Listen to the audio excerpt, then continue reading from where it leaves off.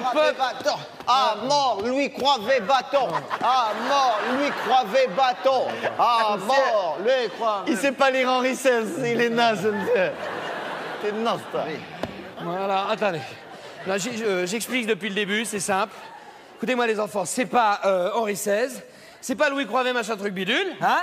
C'est Louis XVI. VV. Louis XVI. C'est Louis XVI, Voilà. abruti, va. Bah, il y en a un sur deux qui a compris. C'est pas si mal, explique-lui, Mohamed. C'est Louis XVI, abruti. Louis XVI. Et Croivet bâton...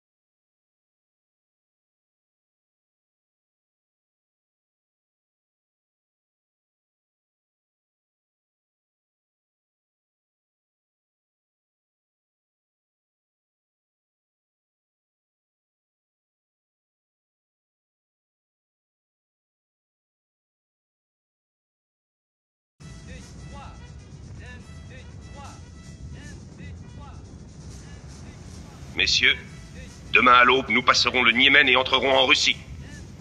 Nous parlerons de paix à Moscou.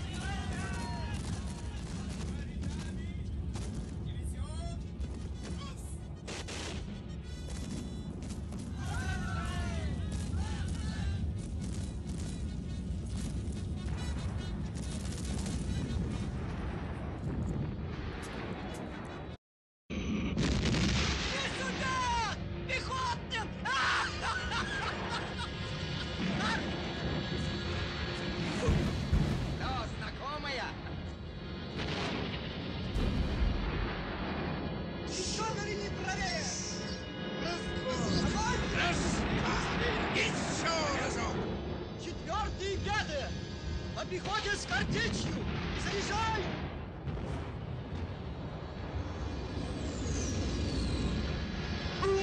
Нашему бэту чуть шляпку не сбило. Эх, нескладная! Ну вы, лисицы, а не вкусна каша? Ну якое? Малое!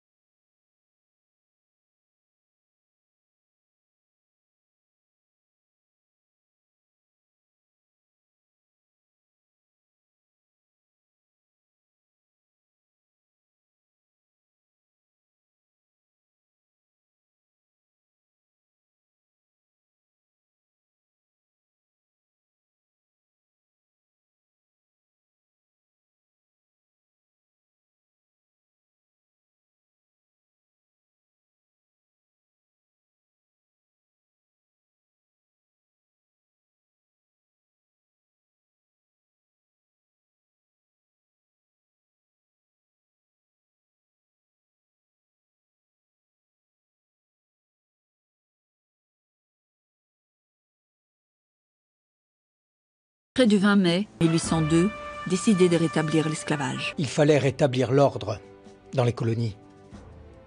Je fais toujours ce qui est convenable au bien de mon pays. Le 16, le projet de la loi de rétablissement de l'esclavage est présenté au tribunal. L'esclavage est utile dans l'organisation actuelle des sociétés européennes. Derrière toute prédation coloniale se cache une prédation économique et libérale. Césaire l'a écrit.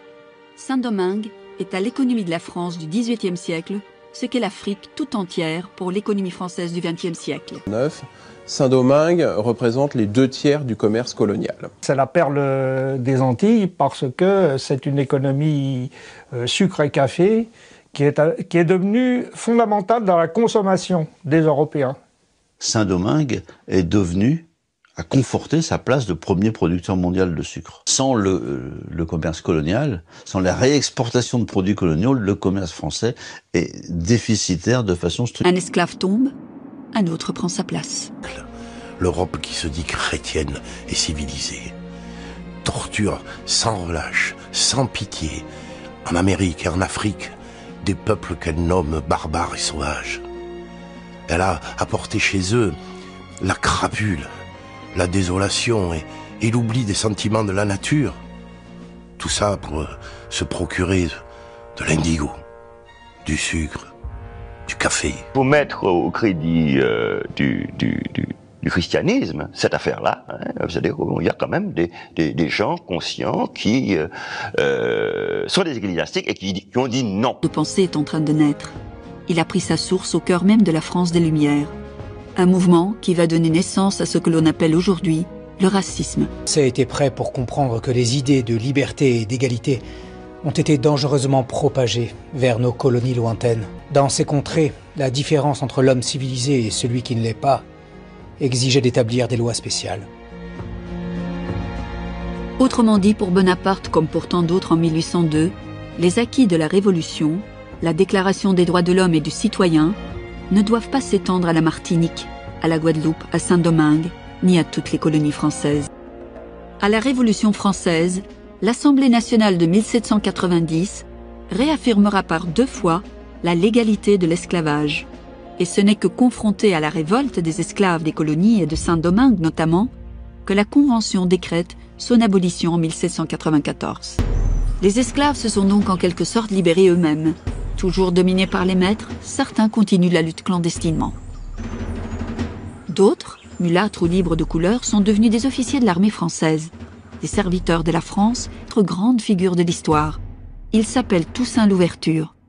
Né esclave à Saint-Domingue, sous le nom de Pierre-Dominique Toussaint Bréda. Prendre l'ascendant sur ses troupes, l'ascendant sur l'ensemble des troupes et sur le pouvoir blanc. Il sera nommé général de brigade, général en chef, etc. Et il finira gouverneur de la colonie quand même.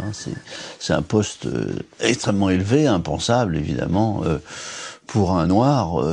Avec l'abolition de l'esclavage, ce sont tous les hommes, sans distinction de couleur, qui sont citoyens français et jouissent de tous les droits assurés par la Constitution. Nous avons conçu pour lui de l'estime. Et nous nous plaisons à reconnaître les grands services qu'il a rendus au peuple français. Si notre pavillon flotte sur Saint-Domingue, c'est à lui. Il va devenir vraiment le chef militaire de la colonie. C'est lui qui va chasser les Anglais, c'est lui qui chasse les Espagnols, qui fait le ménage en quelque sorte, et qui prend le contrôle de l'armée au point où il réussit à évincer tous les représentants de la France, à les faire repartir. Saint-Domingue. Donc on sait bien que si on enlève ces 85%, ce qui reste, ça pèse pas lourd. Et comme par enchantement, devant cette réalité économique, l'opinion sur Toussaint Louverture d'un Bonaparte devenu premier consul change du tout au tout. Toussaint n'était pas un homme sans mérite, bien qu'il n'ait jamais été celui que l'on a essayé de peindre dans le temps. Son caractère, d'ailleurs, prêtait peu à inspirer une véritable confiance. Saint-Domingue et les îles adjacentes forment le territoire d'une seule colonie qui fait partie de l'Empire français, mais qui est soumise à des lois particulières. Il ne peut y avoir d'esclaves sur ce territoire. La servitude y est abolie. Tous les hommes y naissent, vivent et meurent libres et français. On peut penser qu'au tout début du 19e, quand Napoléon accède au pouvoir, c'est là où on voit une tentative consciente, une tentative systématique de réduction de tous les individus dits noirs ou apparentés. C'est au tout début du 19e siècle qu'on voit apparaître un ouvrage, on va publier un ouvrage qui s'appelle « Histoire naturelle du genre humain ». Et là, c'est la première fois que l'on voit imprimer le fameux tableau avec les têtes, le buste, un buste grec et un Apollon tout en haut, et tout en bas, un grand singe. Et entre les deux, les gradations ou les dégradations de l'espèce humaine. Les Africains sont considérés comme le maillon intermédiaire entre l'être humain et le singe. On abandonne la conception, la théorie de l'unité de l'espèce humaine pour une espèce humaine hiérarchisée. Le colonial repose sur 3 fondements qui sont l'esclavage, donc qui permet la production de sucre, de café, d'indigo, de coton par des esclaves. L'exclusif, l'obligation d'exporter toutes ces productions vers la métropole. Et puis, 3e principe, c'est le préjugé de couleur, donc qui fait que tous ceux qui ont une ascendance africaine sont considérés comme inférieurs, soit sont dans l'esclavage, soit sont dans une liberté, mais une liberté avec moins de privilèges que les Blancs. Voilà, être blanc, c'est un privilège dans les colonies à cette époque-là. Mes conseillers me disent, les nègres ne sont ni français ni anglais, ils sont nègres. 102, Bonaparte fait révoquer le général Dumas. Ce colosse noir, père de l'écrivain, a jadis commandé les 45 000 hommes de l'armée des Alpes. Un homme dangereux, serviteur jadis, mais qui risquait lui aussi de se retourner contre les nôtres. Les gens de couleur, pour parler de façon générale, qui sont des hommes éminents, des généraux, de grands artistes dans la métropole, il ne s'agit pas seulement des colonies, seront dégradés, seront écartés, seront exilés. Toussaint Louverture se transforme en quasi-chef d'État. On parlera pour Saint-Domingue de cette époque d'un quasi-État. Toujours est-il qu'une fois au sommet du pouvoir civil et militaire, il va mener une politique totalement autonome par rapport à la France. Et il va prendre 3 décisions. On comprend que Bonaparte n'a pas été content du tout. 3 décisions qui relèvent de la souveraineté. Premièrement, il signe un traité de commerce avec les États-Unis, sans demander l'avis de Paris, brisant le sacro-saint principe de l'exclusif. Deuxièmement, il occupe la partie espagnole de l'île. Et troisièmement, il rédige et promulgue une constitution. Louverture a attaqué l'Espagne à Saint-Domingue, au moment même où j'œuvre à une réconciliation franco-espagnole. Il se permet même d'élaborer une constitution pour Saint-Domingue, sans la soumettre à notre autorité. On dit qu'il ambitionne de se proclamer gouverneur à vie. Qui peut prétendre à un tel despotisme dans des îles qui sont territoires français? Quelles que soient les sinuosités de son parcours, Toussaint ne déroge pas à sa règle principale. Vouloir rétablir l'esclavage à Saint-Domingue serait tenter l'impossible. Nous avons su affronter des dangers pour obtenir notre liberté, et nous saurons affronter la mort pour y parvenir. Napoléon Bonaparte ne peut pas supporter d'avoir un général insubordonné, et donc il démet Toussaint Louverture de ses fonctions. Dans le parti que j'ai pris d'anéantir à Saint-Domingue le gouvernement des Noirs, j'ai été moins guidé par des considérations de commerce que par la nécessité d'étouffer, dans toutes les parties du monde, toute espèce de germe d'inquiétude. La France ne reniera pas ses principes. Elle ne nous enlèvera pas le plus grand de ses bienfaits. Elle nous protégera contre nos ennemis. Elle ne permettra pas que le décret d'abolition soit révoqué. Mais en dépit de l'âpreté des combats, et malgré la fièvre jaune qui décime son armée, Leclerc est victorieux. Il ne s'agit pas de la victoire de Leclerc, ni de notre défaite. Nous avons choisi de nous entendre pour le bien commun de Saint-Domingue. J'ai signé un traité avec les Français qui stipule que l'esclavage ne sera pas rétabli sur l'île. Leclerc a prononcé l'amnistie générale. C'est un accord de paix acceptable. On ne peut pas arriver drapeau en tête, vive l'esclavage. On ne peut pas. Il faut rétablir l'ordre, il faut expliquer. Alors il y a des discours de Leclerc qui sont, à mon avis, peut-être je suis naïf, mais sont un avis sincère. Leclerc répète partout où il passe à Saint-Domingue, je ne suis pas là pour rétablir l'esclavage. La France vous a fait libre, la France vous garantit votre liberté. Ce sont les mots même de Leclerc, les affiches, etc., partout. Et la lettre du ministre de la Marine et des Colonies, lettre secrète, est explicite. rétablissez l'ordre, n'employez jamais le mot esclavage, ce mot tabou qui a fait couler tant de sang, etc., etc. N'employez jamais le mot liberté, c'est encore pire, hein, pas dire des choses pareilles dans une île comme ça.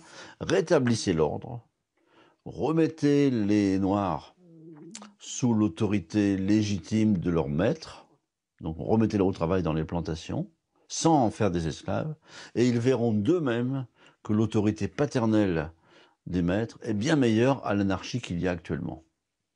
Et le moment venu, on ne sait pas quand, nous rétablirons donc, nous remettrons, la formule est terrible, hein, nous remettrons les Noirs dans leur état naturel. Donc l'esclavage. A perdu la confiance des siens. Il est trahi par 2 de ses généraux, Dessalines et Christophe, qui se rallient au camp de Leclerc. Dessalines, il faut retenir ce nom, va être promis un très grand avenir à Saint-Domingue. À Paris, Bonaparte parachève ses plans. Il signe le décret de la loi rétablissant l'esclavage. La loi est présentée au tribunat et elle est adoptée par 54 voix sur 100. Face au corps législatif, la loi est adoptée par 211 voix contre seulement 63. Enfin, le lendemain, le Sénat entérine définitivement le rétablissement de l'esclavage.